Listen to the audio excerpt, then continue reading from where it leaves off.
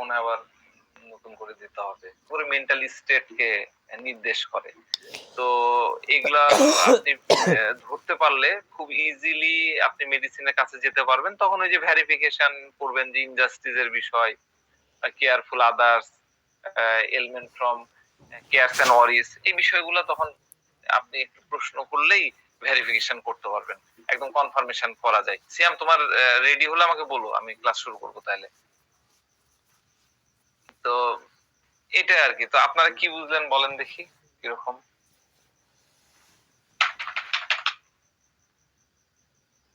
বলেন, একজন বলেন কেমন কি হলো, নাকি আরো কিছু বুঝালে ভালো হতো,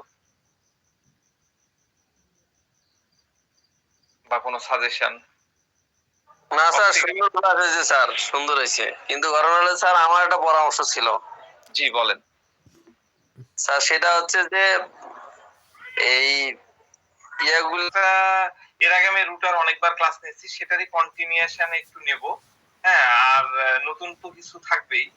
আজকে যারা একদমই নতুন তাদের জন্য রুটা হবে, আর যারা আগে শুনেছেন আমার এই কেসটা আমি অনেক জায়গায় শেয়ার করেছি, যারা জেনেছেন বুঝেছেন তাদের জন্য এটা একটা রিভাইজ হয়ে যাবে। সবসময় তো ভিডিও শোনা হয় না, আর আমার মনে হয় রুটার ভিডিও নাই। তো রেকর্ডিং হবে। সিয়াম, রেকর্ডিংটা ফুল স্ক্রিন করবা, হ্যাঁ? আর এই যে যেটা আছে আমাদের, আমরা চ্যাট করি, ওই চ্যাটের ওইখানে ক্লিক করলে ওটা ওপেন হয়ে থাকবে, এটা একটু অন করে রেখো, তাহলে ভিডিও দেখতে সবার সুবিধা হয়। ঠিক আছে? তো আমি প্রথম একটা কেস বলি, কেস দেই, আমরা রুটাটা শুরু করি। সেটা হচ্ছে যে এটা অনেক আগেকার কেস। আমার এটা লিখা আছে, কিন্তু মানে পুরোপুরি ভাবে ইয়ে করা নাই। তো আমি বোঝানোর চেষ্টা করছি, আমি অনেক কিছু ভুলেও গেছি। তো এই ভদ্র মহিলা রাজশাহী কলেজের একজন শিক্ষক। উনাদের পুরো ফ্যামিলির, আমি বলতে পারেন যে ফ্যামিলি ডাক্তার। তো তিনি আসলেন, এসে সালাম দিয়ে, মানে আমি সালাম দিলাম, তার সাথে কুশলাদি বিনিময় করা হলো। আমি জিজ্ঞাসা করলাম তার হাজবেন্ড কেমন আছেন, উনি উত্তর দিলেন বেশ ভালো আছি। তো উনার হাজবেন্ড মানে কোন একটা সমস্যা নিয়ে একটা দীর্ঘ সময় আমাদের কাছে ট্রিটমেন্ট নিয়েছেন। ভদ্রলোক বেশ রাগী টাইপের এবং বইয়ের উপরে বেশ ডোমিনেটিং।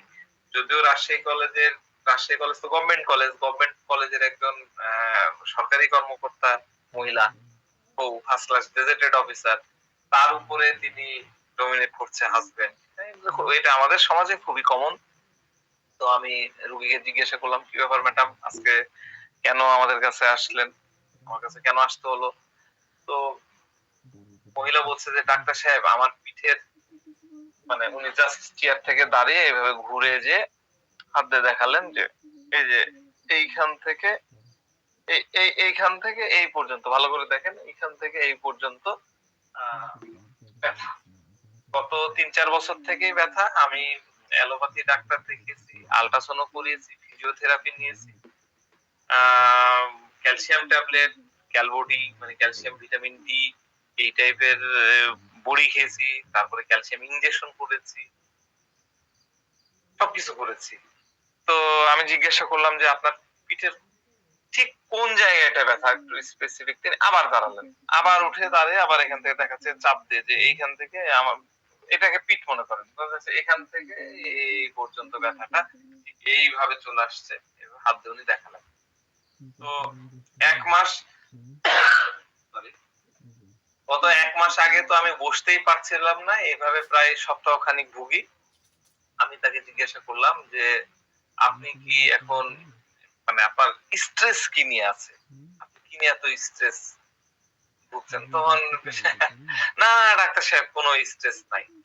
আমি জিজ্ঞাসা করলাম এই ব্যথা কি, এই ব্যথা নিয়ে আপনি কিভাবে আপনার কাজ কাম গুলা কিভাবে করছেন, মানে আপনার দৈনন্দিন যে কর্মকাণ্ডে, মানে আমি করি কি কিছু কিছু কোশ্চেন পুরো করি না, মানে অর্ধেক রেখে দিই, করে একটু টান দিই, তাহলে রোগী বুঝে যায়। এটা আপনারাও করতে পারেন। তো আমি বললাম কি, মানে আপনার দৈনন্দিন কর্মকাণ্ডে বললাম। তো উনি বুঝে নিলেন যে ব্যথাটা তার দৈনন্দিন কর্মকাণ্ডে কোনো প্রভাব বিস্তার করছে কিনা, এটা আমি জিজ্ঞাসা করছি। তো রুগী বলছে যে এত বেশি ব্যথা, আমি কোনো কিছুর উপরে দিয়ে ধরে ধরে হাঁটতে পারতেছি না বা ভর দিয়ে হাঁটতে পারতেছি না, এমনকি ঠিকমতো বসতে পারছি না। রুগী আবার উঠে আবার চেয়ার থেকে দাঁড়ায় আঙ্গুল দিয়ে জায়গা দিয়ে বলছে যে ব্যথাটা কিন্তু এইখান থেকে এই পর্যন্ত ব্যথা। এই কারণে আমি হাঁটতেই পারতেছি না।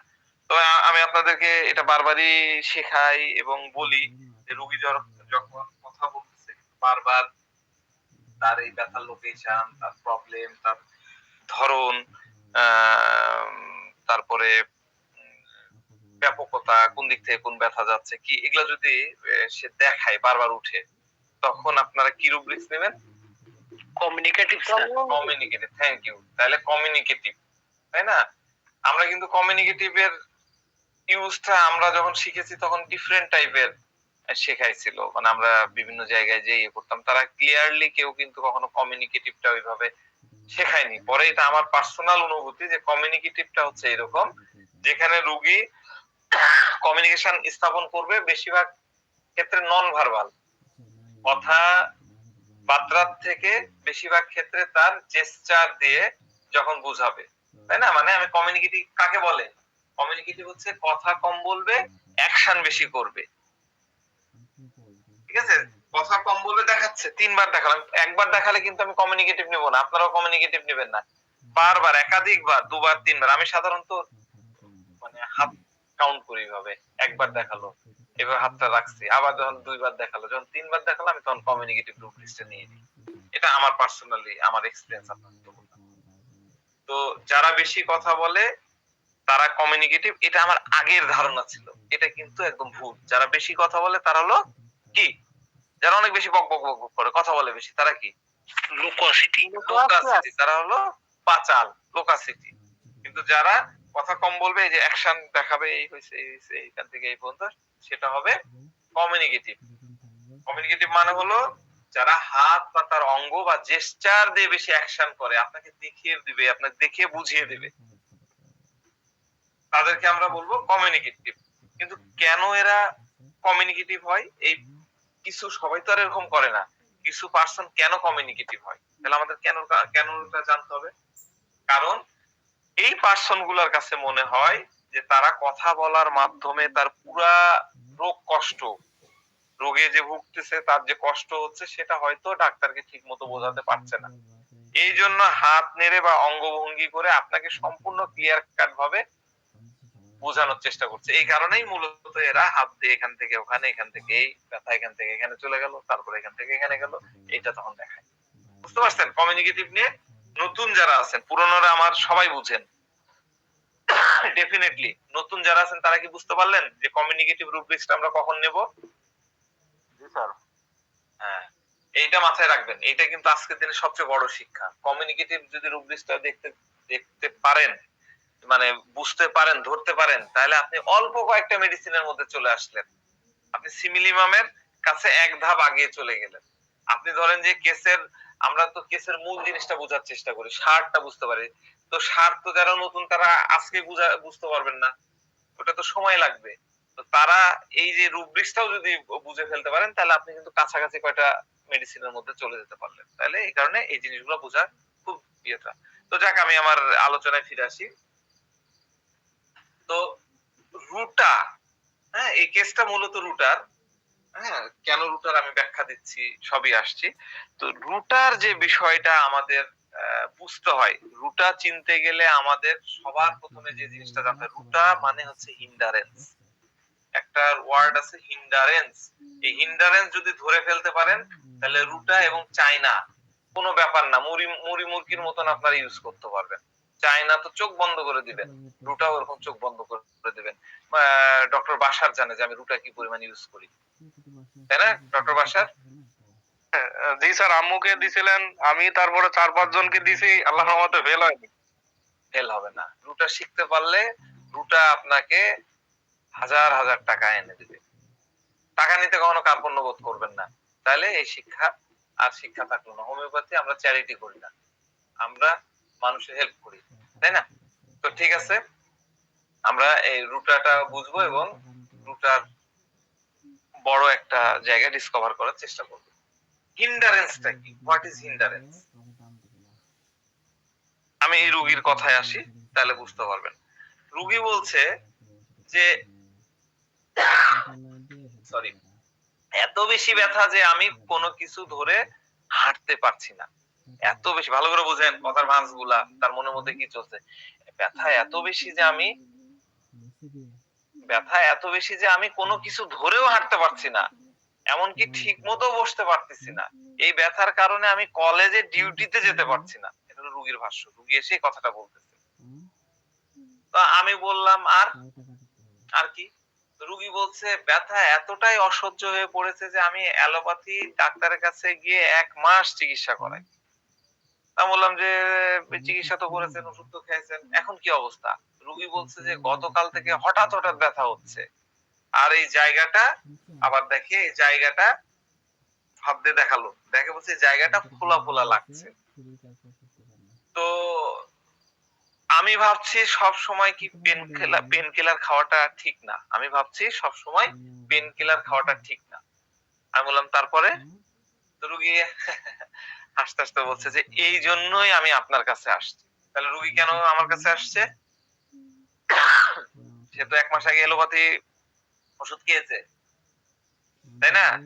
রুগী আসছে যে সবসময় পেন কিলার খাওয়া ঠিক না, এই কারণে হোমিওপ্যাথির কাছে আসছে। তো আমি তাকে বললাম আপনি তো আগে আমাদের কাছে আসতেন, ওষুধ নিতেন, আপনার হাজবেন্ডের সাথেও আসছেন। বলছে হ্যাঁ ডাক্তার সাহেব, তখন তো জ্বর সর্দি কাশি হলে আপনার কাছে ওষুধ খেতাম।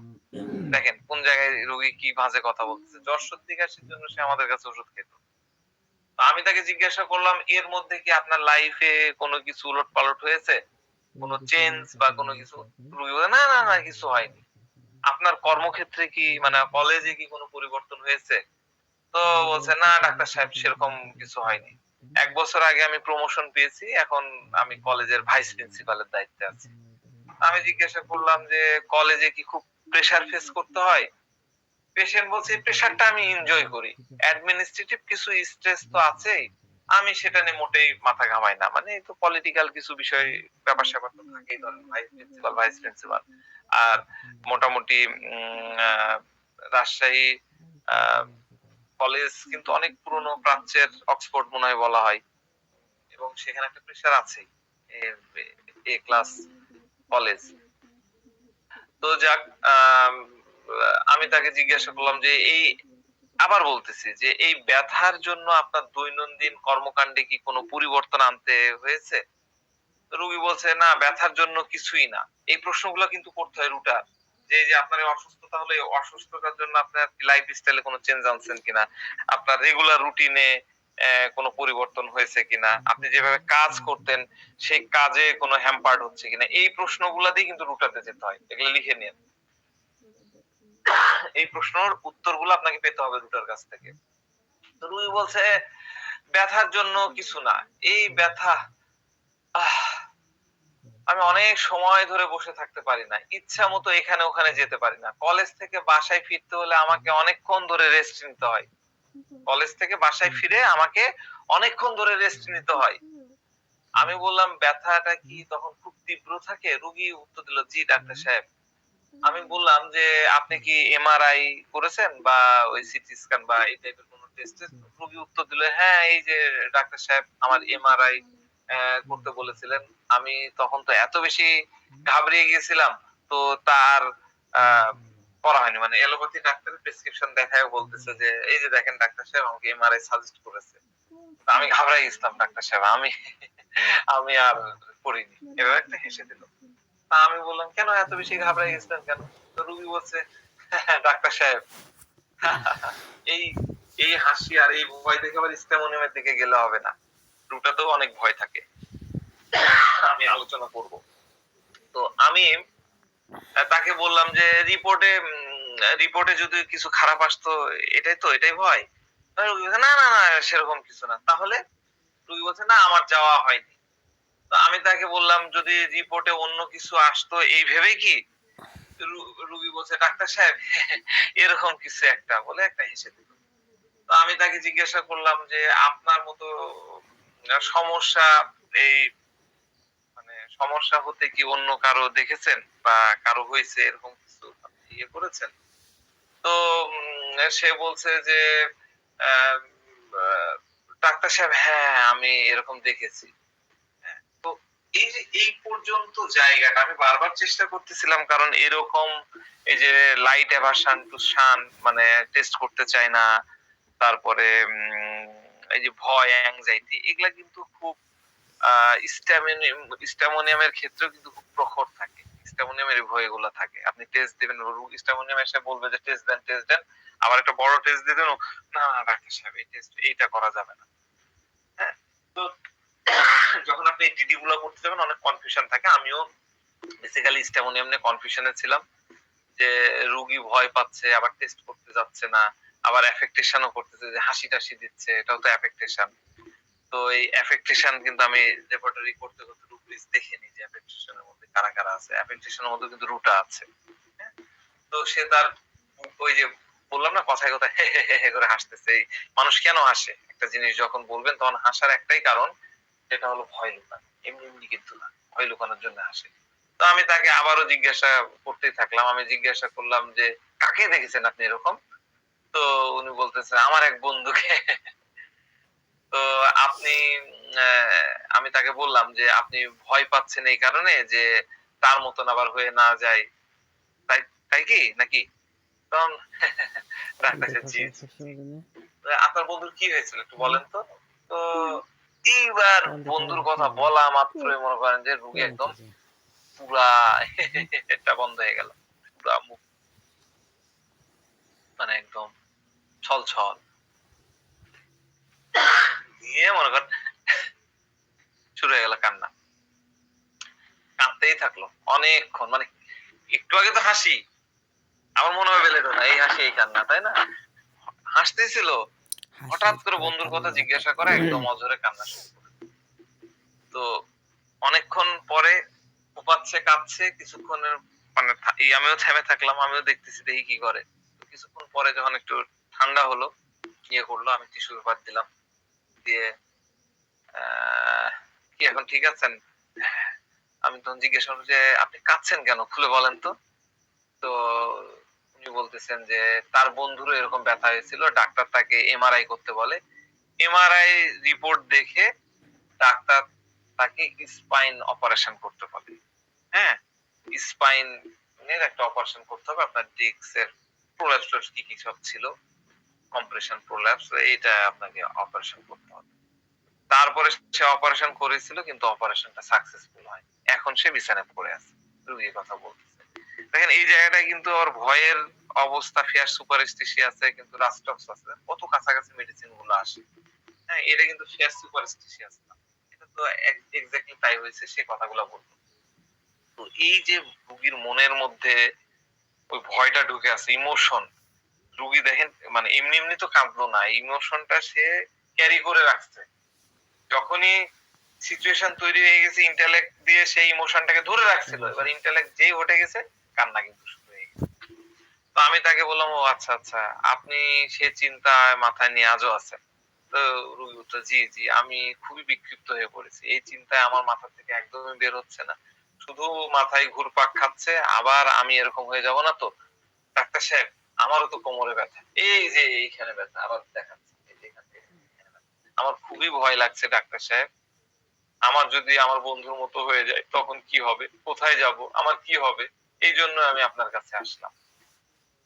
তো আমি তাকে বললাম যে এত চিন্তা করছেন কেন, আমি আছি না, এই কালকের মধ্যে, এভাবে কিন্তু কনফিডেন্স দিতে হয় রোগীদের, কালকের মধ্যে ভালো হয়ে যাবেন, ওষুধটা খান, ইনশাল্লাহ ভালো হয়ে যাবেন। জাস্ট বলে দিলাম, ঠিক আছে, এটাই ছিল কেস। শুধুমাত্র বোঝা, ব্যথার ওষুধ তো আমরা দিই না, স্পাইনের ইয়ের ওষুধ তো দিই না, আমরা তো রোগীকে ওষুধ দিই। আপনাদেরকে রোগীকে ইয়ে দিতে হবে। তাহলে আমরা কি কি পেলাম কথার মধ্যে, কি কি পেলাম? একটা পেলাম কমিউনিকেটিভ পেলাম। আচ্ছা কমিউনিকেটিভ ধরেন যে আপনারা ধরতে পারেন, অ্যাফেক্টেশন তো ধরতে পেরেছেন, ফিয়ার ইনজুরি, লাইট ডিজায়ার পেলাম, তাই না? আমরা যদি এই তিনটা রুব্রিক্সকে পেয়ে থাকি তাহলে আমরা দেখবো স্ট্যামোনিয়াম চলে আসছে। হ্যাঁ, স্ট্যামোনিয়ামের একটা ক্ষেত্র তৈরি হয়ে গেছে। তাহলে স্ট্যামোনিয়াম দিয়ে দিলেই হয়। অনেক ডাক্তার স্ট্যামোনিয়াম দিয়ে দিবেন এরকম ক্ষেত্রে। তো স্ট্যামোনিয়াম দিলে হবে কি, রোগী প্রথম দিন একটু ভালো থাকবে, হ্যাঁ, তারপরে দেখা যাচ্ছে যে দ্বিতীয় দিন আবার একটু আসছে, আবার বাড়ছে, আবার একটা সময় যাচ্ছে অনেক বেড়ে গেছে। আপনি মনে হবে যে ওষুধ তো কাজ করেছে, ওষুধ কাজ করেছে, ওষুধে হচ্ছে, তা আলটিমেটলি সিমিলিমাম না হলে তো সে ভালো থাকবে না। তা আমাদেরকে বুঝতে হবে। হ্যাঁ, রুগী বারবার কমিউনিকেটিভটা যদি আপনি ধরে ফেলেন, কমিউনিকেটিভের মধ্যে সম্ভবত হিস্টামোনিয়াম নাই, আমার ঠিক মনে পড়ছে না। কমিউনিকেটিভে কি হিস্টামোনিয়াম আছে? কমিউনিকেটিভ নাই স্যার। নাই। হ্যাঁ, কমিউনিকেটিভ দিয়ে দেখেন হিস্টামোনিয়ামকে আলাদা করা যাচ্ছে। হ্যাঁ, তো একটু মানে বারবার এখান থেকে এখানে, এখান থেকে ওখানে, তাকে যদি আমি একটু কথা বলতেছি, একটু ঘুরায়, একটু খোঁচা মেরে কথা বলতেছি, যে উঠে উঠে দেখাচ্ছে যে এই হলো আমার সমস্যা, এখান থেকে এই পর্যন্ত। তো এটা ডেফিনেটলি কমিউনিকেটিভ। আমার বন্ধুর কথা শুনে আমার অনেক ভয় লাগে, তার মতো যদি আমার এরকম হয়ে যায়, আমি যদি বিছানায় পড়ে যাই, হ্যাঁ, বিছানায় পড়ে আমি থাকতে পারবো না, ডাক্তার সাহেব কি বলেছে, অজরে কান্না হয়ে যাচ্ছে, তার মানে বন্ধুর কথা শুনে তার ভয় লাগছে, তাহলে রূপরেশ কি হবে? বন্ধুর ঘটনা শুনে আমার ভয় লাগছে, আমি কান্না শুরু করছি, রূপরেশ কি হবে? Horrible things, sad stories affects her profoundly. এটা সিয়াম বললো, আর কেউ কিছু বলবেন? সিয়ামের সাথে কারা কারা, সিয়ামকে কে কে ভোট দিলেন? কেউ ভোট দিচ্ছেন না সিয়ামকে? এই জায়গাটা কি হরিবুল, কি horrible things sad stories effect হার প্রফাউন্ডলি, এটা কি হবে? ডক্টর আবুল বাশার কি মনে হচ্ছে? স্যার মনে হয় ডিলিউশন ইমেজ ফ্যান্টম সিজও হতে পারে। তুমি থামো, তোমার এই জায়গায় আমি অন্যদের ভোট নিচ্ছি, কি হবে তো মনে হচ্ছে। হ্যাঁ হবে, ইয়েস অর নো? হ্যাঁ, ইয়েস। ইয়েস। আর অন্যরা নো? নো বলছেন কে? নো লিখেন দেখি মেসেজে।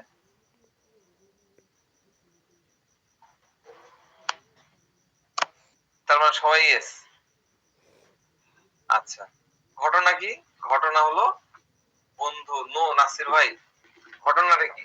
ঘটনা হলো বন্ধুর এই স্পাইনে ব্যথা হয়েছিল, স্পাইন সার্জারি করে বিছানায় পড়ে গেছে, তার মানে কি বন্ধুর হিস্ট্রিটা কি?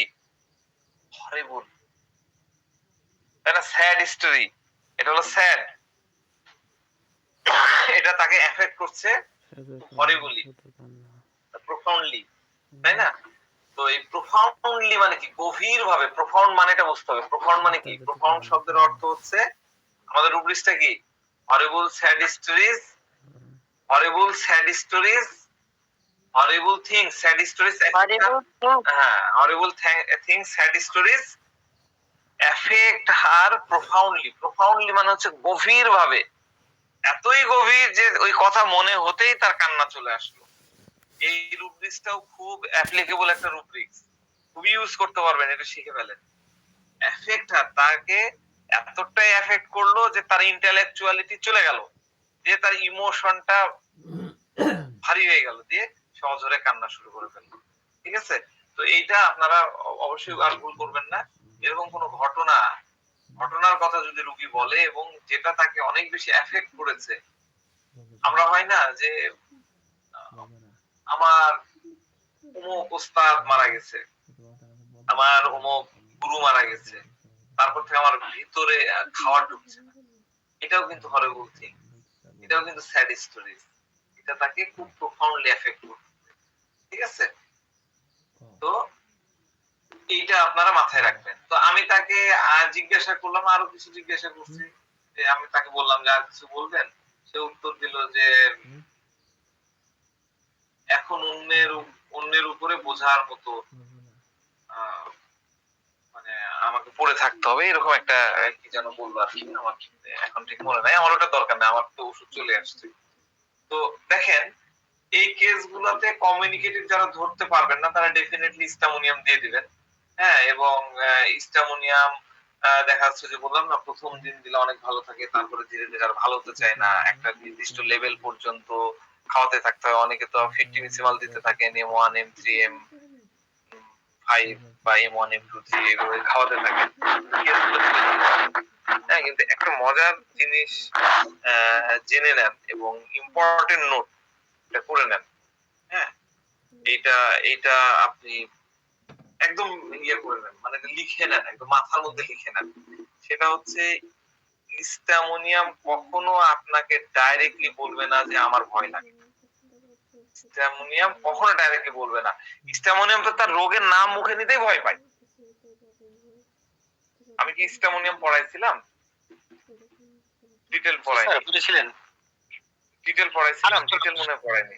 পুরোপুরি পড়া বাচ্চাদের কাছে পড়াইছে। হ্যাঁ, ইস্টামোনিয়ামের না হলেও ইস্টামোনিয়ামের না হলেও 150টা শেড আছে, 150টা। সব ইস্টামোনিয়ামে যে চূড়ান্ত ভয় নিয়ে আসবে তা না, অ্যাফেক্টেশনের মধ্যে আছে। অ্যাফেক্টেশন এমন ভাবে ভয়টাকে ইয়ে করে রেখেছে, দেখা যাচ্ছে যে আপনি আর ধরতে পারতেছেন না। তো এটা একটা ইম্পর্টেন্ট বিষয় যে ইস্টামোনিয়াম কখনো ডাইরেক্টলি বলবে না যে আমার ভয় লাগে। ঠিক আছে?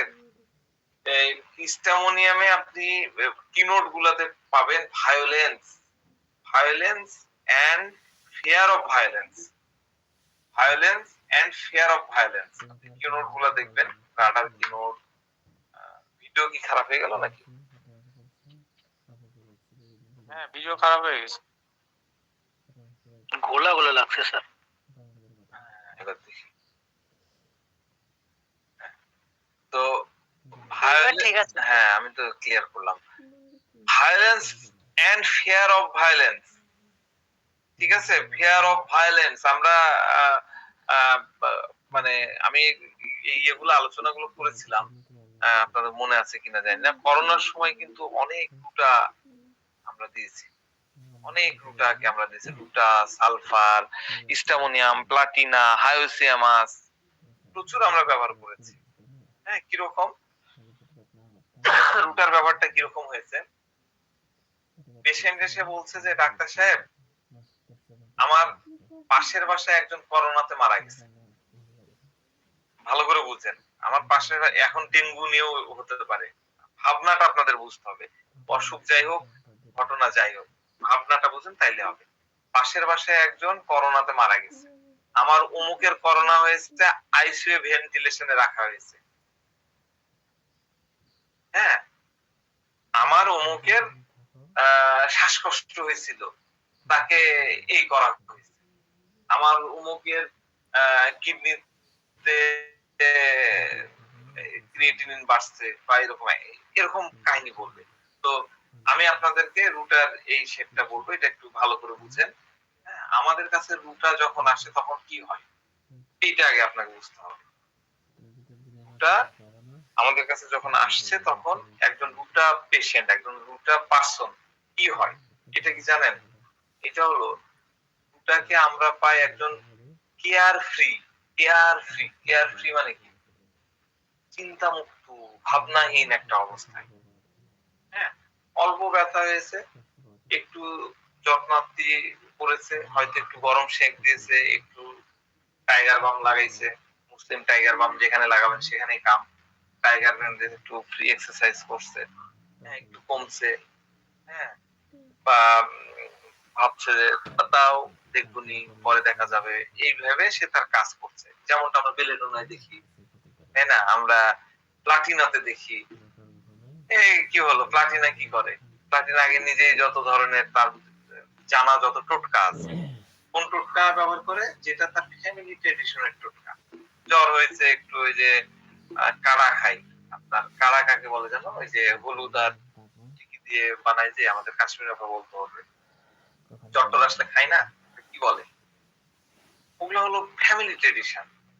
আমাদের যেমন একটা ইয়ে ছিল, আমার দাদিদেরকে দেখতাম আমসা হলে আপনার হাতের মধ্যে হলুদ দিয়ে খুব ভালো করে, হলুদ আর ঘি দিয়ে একদম চটকায় ভালো করে মাখায়, মাখায় ওটা খাইতে একদম বিশ্রী, ওটা খাওয়াবে। তো এই জিনিসগুলা প্লাটিনা ট্রাই করে। সেম জিনিসই আপনার ইয়ে করছে, রুটাও করতেছে। একটু ব্যথা করছে, একটু এক্সারসাইজ করে নিলাম, ঠিক আছে অবশ্যই একটু কমছে, আচ্ছা ঠিক আছে পরে দেখবো নি। বলে সে কাজ শুরু করে দিচ্ছে। সে কিন্তু টেনশন করবে না, ভালো করে মাথার মধ্যে ঢুকায় না, এ কিন্তু টেনশন করবে না, সে কিন্তু টেনশন করবে না। হ্যাঁ, আর স্টামোনিয়াম ব্যথা শুরু হওয়া, স্টামোনিয়াম কিন্তু প্রথমে ফেবুলাস থাকে, প্রথম ফার্স্ট ব্যথাতে ফেবুলাস থাকছে, কিন্তু পরবর্তীবারে যখন ব্যথা শুরু হয়েছে, আয় আল্লাহ কি হলো, এই যে বাবা এই কি হলো, এখানে আমি কি করি, হ্যাঁ কি করি কি করি, ঠিক আছে। ওই যে আমাদের বিখ্যাত স্টামোনিয়ামের রুব্রিক্স কি আছে বলছিলাম, clinging children in acquaintance terrified knows no one screaming clings to near the children, তাই না? যাকে পাই তাকে ভয় পাইছে, ডাক্তারের ইনজেকশন দেখে ডাক্তারকে যে চিপে ধরছে। স্টামোনিয়াম কি করতেছে, বাড়াইছে আপনার উদ্দেশ্যে, যে আপনার কাছে যাবে, আপনার বাজারে আপনার চেম্বার আপনার উদ্দেশ্যে যাবে, এবার তার ওই সমস্যা শুরু, ওই আপনার কাছে যাওয়া বাদ, ওই মোড়ের উপরে কোয়াক যে ডাক্তার আছে তার কাছে যাই সে ওষুধ নেওয়া শুরু করছে। এটা হলো স্টামোনিয়াম, তাই না? বা ওরে বাবা এই হবে না হুজুর, আমাকে একটু পানি পড়া দিয়ে দেন, আয়ুর্বেদিক খাচ্ছে, কবিরাজের কাছে যাচ্ছে, এই ধরনের ইয়া হলো স্টামোনিয়ামের। আর দুটা ব্যথা হয়েছে, গরম শেক দিলাম, আচ্ছা ঠিক আছে কাজ চলছে চালিয়ে নাও, বাস এই পর্যন্ত। হ্যাঁ, কাজ তো চলছে, পেইনটা কিন্তু তার সাবকনসিয়াস লেভেলে থাকছে, তার মাইন্ডে থেকে যাচ্ছে, কিন্তু সে ওইদিকে ধ্যান দিচ্ছে না, ওইদিকে কনসেন্ট্রেশন দিচ্ছে না, বাদ দিচ্ছে, ইগনোর করতেছে। যখনই কারো কথা মাথায় চলে আসবে, মনে পড়ে যাবে যে এমআরআই করা, ওই মহিলার মতন এমআরআই করা হয়েছে, স্পাইন সার্জারি করা হয়েছে, করে অপারেশন সাকসেসফুল হয়নি, এখনই বিছানায় পড়ে, এখন সে বিছানায় পড়ে আছে। এবার তার মাথায় চলে আসবে যে আমারও তো কোমরে ব্যথা। সে প্রথমে অতটা সিরিয়াস ছিল না, কিন্তু যখনই তার মাথার মধ্যে চলে আসবে ওরে বাবা আর না, এবার তার টেনশন শুরু হয়ে গেল, এবার সে দৌড়াবে।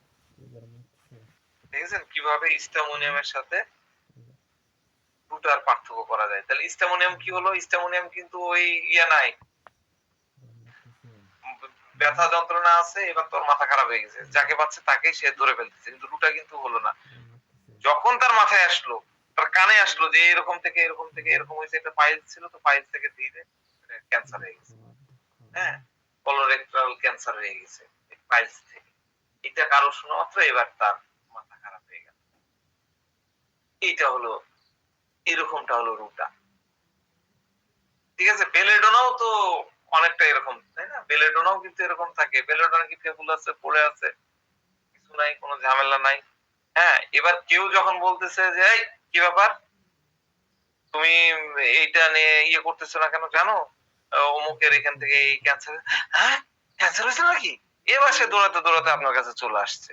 তাহলে বেলেডোনা ওটা কি, ওই যে ইয়ে হয়ে চলে আসলো, এখানে একটা ইয়ের মতন ছিল, কোল্ড অ্যাবসেস, কোল্ড অ্যাবসেস তার কোনো মাথা ব্যথা নাই, ইয়ে নাই। এবার বান্ধবী এসে বলছে আরে কি গো তোমার এখানে কি যে এই জিনিসে তো ওর তো একদম ক্যান্সার হয়ে এই অংশটা পুরা ইয়ে হয়ে গেছে।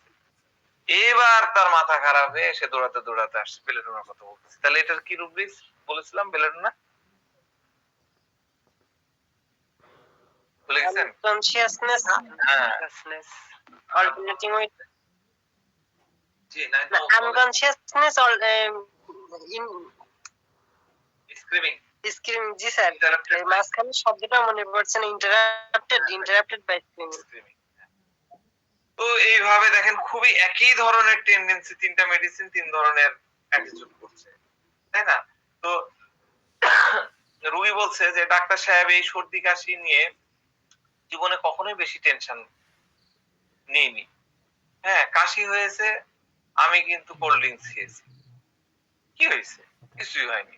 কিন্তু এখন এই যে করোনা চলে আসছে, আর এই যে যখনই নাক দিয়ে পানি ঝরা শুরু হয়েছে, আমার পরিচিত একজন ব্যক্তির করোনা হয়েছিল, তার কাছে তারও শুনেছিলাম এই সিমটম গুলো আছে, তার নাক দিয়ে পানি ঝরতো, তারপরে তার লাংটা এফেক্টেড হয়ে এফেক্টেড করে, তারপরে সে শেষ।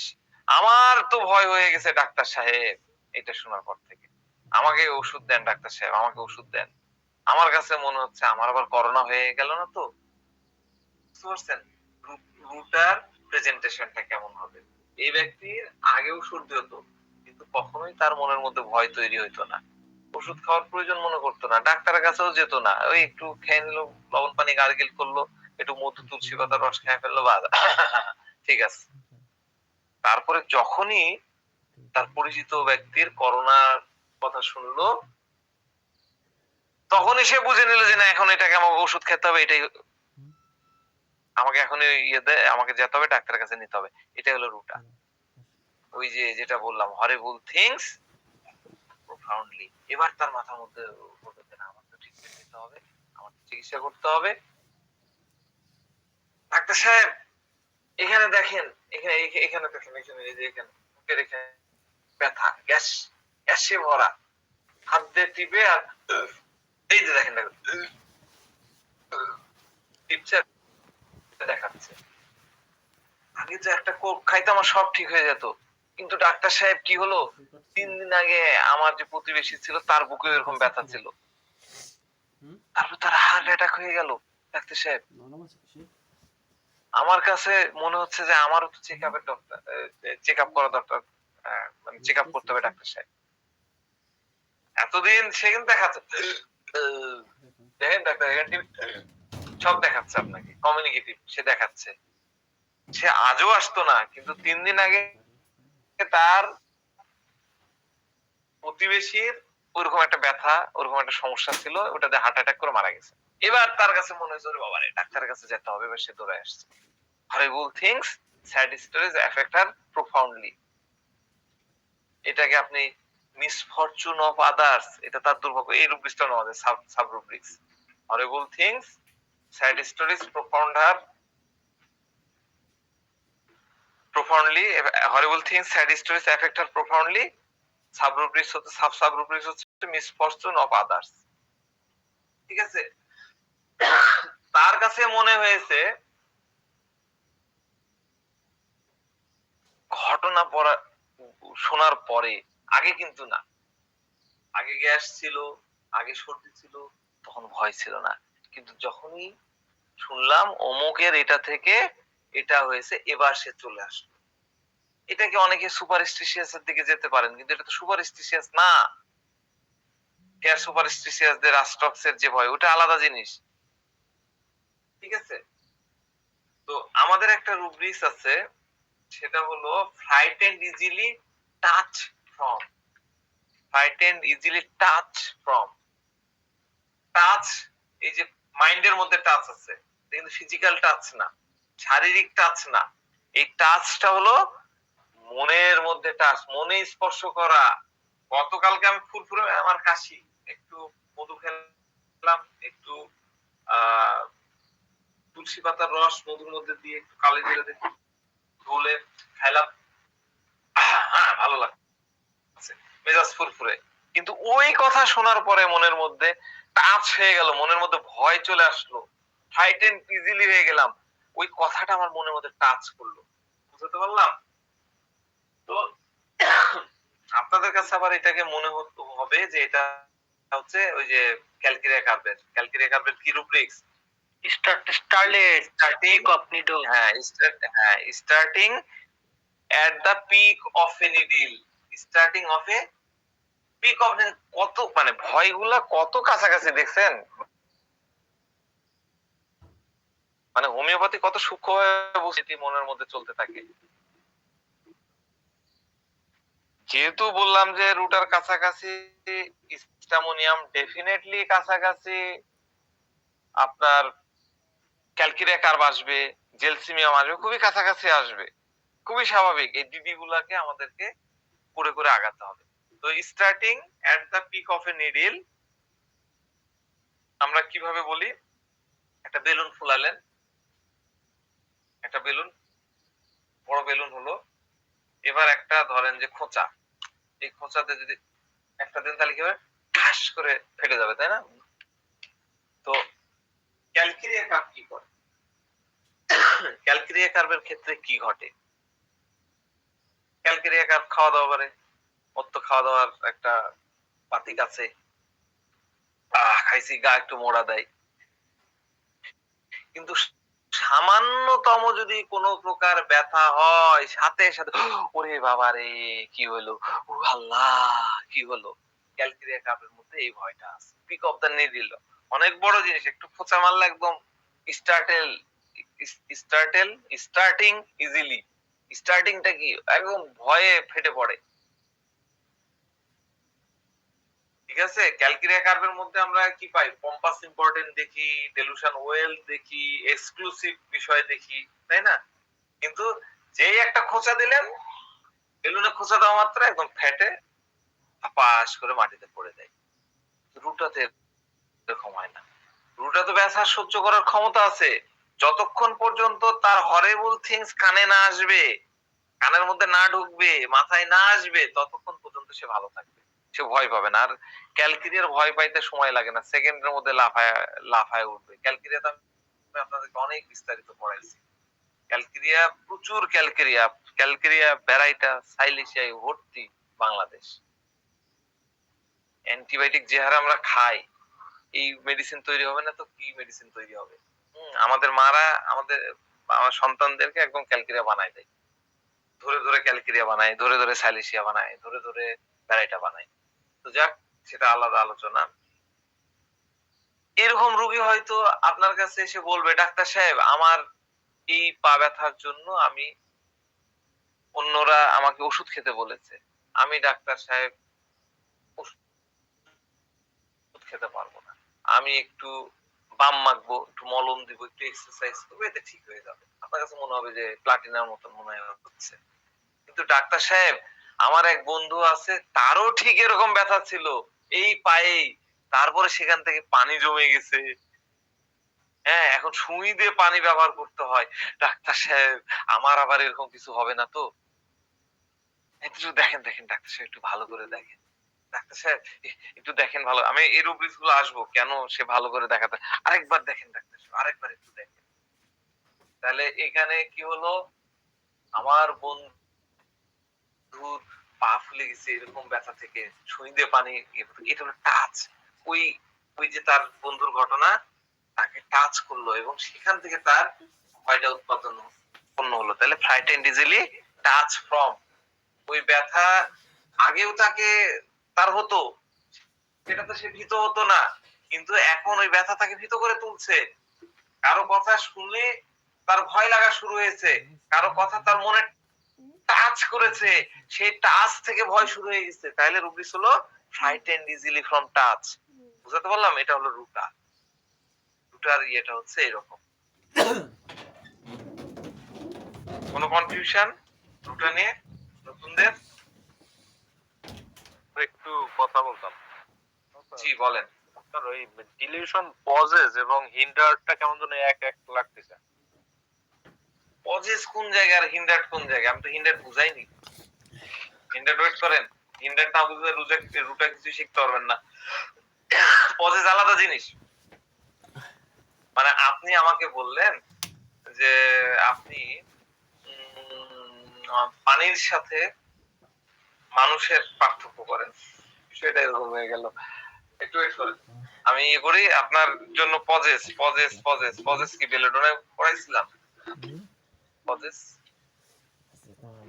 মনে নাই, পজেস তো পড়াইছিলাম, বেলেডোনাটি বরং পড়াই না। হ্যাঁ পজেস, পজেস কি ভিডিও দেখাইছিলাম? আচ্ছা দেখি পজেস এর মধ্যে আছে, এই পজেসে কি রুটা আছে?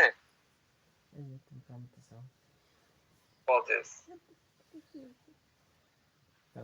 বিদ্যালয়ে একটা ড্যান্সের ইয়া দেখাইছিলেন, ডেলিউশন অফ বিং পজেস।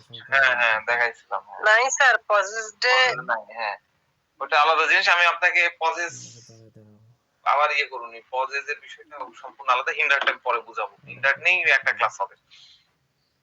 তো যাক, আপনাদের সাথে একটা আপনারা রেপার্টরি দেখবেন, আপনারা রেপার্টরি খুলবেন, আজকে যাই খুলবেন, রেপার্টরিতে ফেয়ার ডার্ক অফ দেখবেন, ফেয়ার ডার্ক অফ। এটা খুবই মজা, রেপার্টরি নিয়ে কিন্তু খেলা যায়, খেলতে জানলে খেলা যায়। ফেয়ার ডার্ক অফ এই রুব্রিক্সটা দেখবেন। এই রুব্রিক্সে সিনথেসিস 9.1 এ 103টা মেডিসিন আছে, 103টা। ঠিক আছে, ফেয়ার ডার্কে কয়টা মেডিসিন বললাম? 103টা। আরেকটা ভার্সন 109টা আছে। কমপ্লিটে কতটা আছে আমি জানি না, দেখলে হবে। মনে করেন 100 প্লাস মেডিসিন আছে, 100 প্লাস, 100টার বেশি। কিন্তু আপনি এটাতে রুটটা খুঁজবেন, এই 103টা মেডিসিনের মধ্যে রুটটা খুঁজবেন, হেয়ার ডার্ক, এখানে কিন্তু রুটা নাই। 103টা মেডিসিন আছে, এত ভয় বলতেছি রুটার, এত কিছু বলতেছি, কিন্তু এর মধ্যে রুটা নাই, ফেয়ার ডার্কের মধ্যে নাই। রুব্রিক্সটা কি? Fair dark. ডার্ক মানে কি? অন্ধকার। What is dark? অন্ধকার স্যার। অন্ধকার। অন্ধকার মানে কি? ঘোলাটে, যেটা আলোর সম্পর্কে অনুপস্থিতি। জানা যাচ্ছে না। Lack of light. Lack of light, light নাই। ডার্ক আছে, ফেয়ার ডার্ক। ডার্ক আছে হচ্ছে দূরে, ওইখানে, এখানে নাই। ডার্ক আছে দূরে, ফেয়ার ডার্ক। ফেয়ার তো ফিউচার, ফেয়ার ডার্ক দূরে আছে। ভালো করে বুঝেন, হ্যাঁ, দূরে আছে। ফেয়ার ডার্কটা আমরা সবসময় ব্যবহার করি, আমি এখন যার মধ্যে আছি সেখানে না, অন্ধকারের ঘরের মধ্যে আছি সেটা না। ফেয়ার ডার্ক হচ্ছে দূরে আছে, বর্তমানে নাই, ফিউচারে আছে। কিরকম? আজকে হাত পা ধরেন আমি ঢাকায় আছি, আমি ঢাকায় না, আমি রাজশাহীতে আছি। ঢাকায় ডেঙ্গু দেখা গেছে, আমার রাজশাহীতে কোনো টেনশন নেই। আমি বুঝাতে পারলাম? সারা বাংলাদেশে ডেঙ্গুর প্রকোপ দেখা গেছে, আমি রাজশাহীতে বসে আছি, আমার কোনো টেনশন নাই।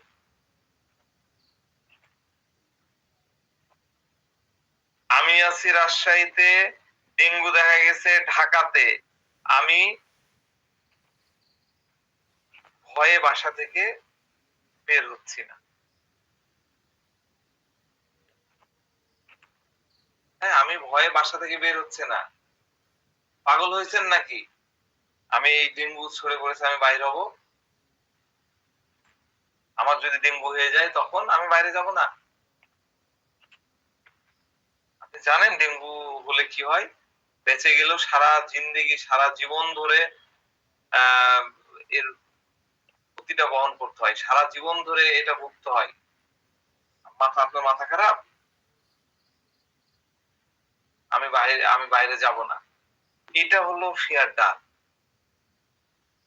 বুঝতে পারছেন? ওই দূরে আছে, আমি এখান থেকে অ্যাকশন নেওয়া করেছি, শুরু করেছি। এটা হলো ফিয়ার ডাক। তো রুটা ভয় পায় না। রুটা কি বলে, যখন রাজশাহীতে ডেঙ্গু আসবে তখন দেখা যাবে, যখন রাজশাহীতে ডেঙ্গু আসবে তখন দেখা যাবে। এই জন্য বেসিক্যালি ফেয়ার ডার্কের মধ্যে আপনি রুটাকে খুঁজে পাবেন না। কত এডিশন, সবচেয়ে লেটেস্ট এডিশন আপনি ইয়েতে যান, কমপ্লিটের 2024-এর এডিশনে যান, সেখানেও আপনি পাবেন না। বুঝতে পারছেন? তো এখন ধরেন রাজশাহীতে ডেঙ্গু ছড়ায় পড়েছে, তারপরেও সে ভাবলে সিন কোনো টেনশন নাই, ঠিক আছে, প্রবলেম নাই। এবার মনে হচ্ছে ডেঙ্গু লাইক কিছু সিমটম শুরু হচ্ছে, ওই যে ঝিমঝিম করে, তারপরে গা ম্যাজ করে, হ্যাঁ, বা মানে যেগুলো প্রাইমারি সিমটম, ডেঙ্গু তো ইনফেক্টেড হওয়ার 24 ঘন্টা থেকে 72 ঘন্টার মধ্যেই তো হয়ে যায়। এরকম কিছু একটা মনে হলো, হ্যাঁ, তখনই তার মাথার মধ্যে কাজ করা শুরু, আরে অমুকেরও তো ডেঙ্গু হয়েছিল, তারও তো এই সিমটম গুলা ছিল। এবার সে ডার্কের মধ্যে ঢুকে গেল। হ্যাঁ, মানে ডার্ক কথাটা বোঝার চেষ্টা করেন। ডার্ক মানে হলো অন্ধকার, হ্যাঁ, যেখানে কিছু জানা নাই সেটা হলো dark. Dark side, dark side মানে আমি ওখানকার কিছু জানি না। এখন আমার মাথা ঝিমঝিম করতেছে, ভাল লাগতেছে না, ঝিমায় পড়তেছি, হ্যাঁ, এখন আমি কি করব? আমি এখন ডার্কের মধ্যে চলে গেলাম। তো ওখানে অন্য কোন জায়গায় ডার্ক ছিল, ওখানে আমার যেতে ভয় লাগছে, অন্ধকারে যেতে আমার ভয় লাগে। এয়ার ডার্কের আমরা ইয়েগুলো এভাবে বুঝি, আমার অন্ধকারে যেতে ভয় লাগে, এর অর্থ হলো আমি ওই জায়গায় যাইনি, তারপরে আমার ভয় লাগতেছে। স্ট্যামিনা এবং ক্যালকিরেকারের পরিস্থিতি ওরকম, আসার আগে থেকে তাদের ভয় লাগা শুরু হয়ে যায়। যেই মাত্র ধরেন করোনার সময় যেই মাত্র করোনার একটা রোগী পাওয়া গেল বা এই যে মাঙ্কি পক্স যখন ঢুকলো একজন চিটাগাং পাওয়া গেল, ক্যালকেরিয়া কার্ভের কিন্তু 12টা বেজে গেছে। এর দরকার বড় মেডিসিন। হ্যাঁ, তো প্রতিদিন দেখা যাচ্ছে রিচ ফুড খেলে, গরুর মাংস খেলে বেশি বেশি কোলেস্টেরল হবে, কোলেস্টেরল হলে ধীরে ধীরে হার্টের সমস্যা হবে। এই জন্য আমি বেশি বেশি খাই, পরিমিত খাই, তেল যতটা সম্ভব এড়িয়ে চলি। এই ভয়টা হলো ফিয়ার ডাক। আমার তো হয়নি, হবে, ভবিষ্যতে বড় কোনো ধরনের অসুখ হবে, এটা হলো ফিয়ার ডাক। আপনি কষাস নিতে পারেন, আরো ইয়েতে নিতে পারেন, সেটা ঠিক আছে, কিন্তু এই যে ভয়, এই ভাবনা, এটা কিন্তু ফিয়ার ডাক। ঠিক আছে? তো যেখানে ফিয়ার ডাক থাকে, বিশেষ করে আপনি ক্যালকেরিয়া কার্ভের ক্ষেত্রে যান, ইস্টামোনিয়ামকে যান, আপনারা কিন্তু ফিয়ার ডার্কের সাথে সাথে তাদের মধ্যে আবার কষাসটাকে পাবেন। এই দুইটা রূপ খুব কাছাকাছি চলে, বিশেষ করে ক্যালকেরিয়া কার্ভ আর ইস্টামোনিয়ামের মধ্যে। তো এই রুটা বাসন কি বলে? রুটা বাসন বলতে গরুর কালা ভুনা দে, বাসমতি চালের ফ্রাইড রাইস দে, পেট ভরে দে, পেট ভরে খাবো। ঠিক আছে? এবার ধরেন যে খাওয়ার পরে পেট ভরে এবং বুক টুক ব্যথা শুরু হয়ে গেছে, তারপরে সে খাচ্ছে না, বোতল নিয়ে না হচ্ছে না, দুটো অ্যান্টাসিড ট্যাবলেট খেয়ে ফেলা, আরাম, ইনো খেয়ে ফেললো। কিন্তু যখনই সে শোনে অন্য কারো এরকম খাওয়ার পরে অ্যাসিডিটি হয়েছিল, অ্যাসিডিটি হয়ে ধীরে ধীরে হার্ট অ্যাটাক হয়ে গেছে, এবার সে ডাক্তারের কাছে এসে বললো, ডাক্তার সাহেব তারও তো এরকম ছিল, আমার যদি আবার এরকম হয়ে যায়, আমার খুব টেনশন লাগছে, আমার খুব ভয় হচ্ছে, আমার মনে হচ্ছে ডাক্তার সাহেব আমার ইসিজি করা দরকার। ডাক্তার সাহেব ইসিজি করবো নাকি ওই যে কি করে আরেকটা হার্টের রোগীরা কি করে, এনজিওগ্রাম করবো, কি করবো, যা দর দেন। এবার সে লাইট ডিজায়ার পরে চলে গেল, লাইট ডিজায়ার পর সানলাইট আমাদের আছে, সানলাইটে পরে যাচ্ছে। এবার সে লাইট ডিজায়ার পরের মধ্যে গেল, ইকোকার্ডিয়াম সহ যা যা লাগবে, ইকোকার্ডিওগ্রাম সহ যা যা লাগবে, যা যা দরকার, আমার রক্ত পরীক্ষা দেন, রক্ত পরীক্ষা দেন, এটা করাতে হবে। রুটা হলো এইরকম। তাহলে ক্যালকেরিয়া, ইস্টামোনিয়াম এবং রুটার বিষয়টা বুঝতে পারলেন?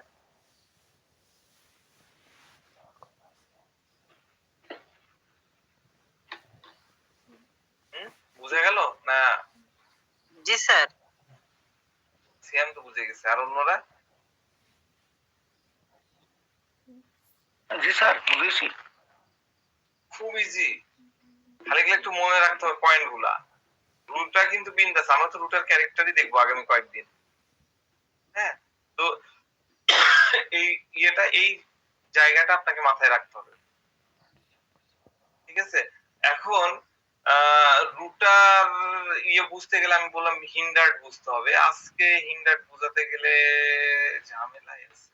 হিন্ডার্ড বুঝতে গেলে ইনজুরি বুঝতে হবে, হিন্ডার্ড বুঝতে গেলে ইন্টারাপ্ট বুঝতে হবে, হিন্ডার্ড বুঝতে গেলে আরো আরো কিছু জিনিস বুঝতে হবে। একটু খুব বোঝার এক বিষয়। জি জি বলেন। বলতেছি আর একদিন করান, হিন্ডার্ড বা অন্য আজকে হবে না, কালকে দেখি। কালকে হিন্ডার্ড, ইনজুরি, ডিস্টার্ব, তারপরে ইন্টারাপ্ট, অ্যারেস্টেড এর ফিলিংটা আলাদা, অ্যারেস্টেড, তারপরে ট্র্যাপড, হ্যাঁ এই জিনিসগুলো আলাদা, এগুলা খুব কাছাকাছি। আমরা দেখি কালকে ইয়ে করব, যদি সম্ভব হয় কালকে চায়না নিয়েও একটু কথা বলবো। ঠিক আছে? তো সময় মতো উপস্থিত হবেন, এই আশাবাদ ব্যক্ত করছি। বাসা ভাই কিছু বলবেন?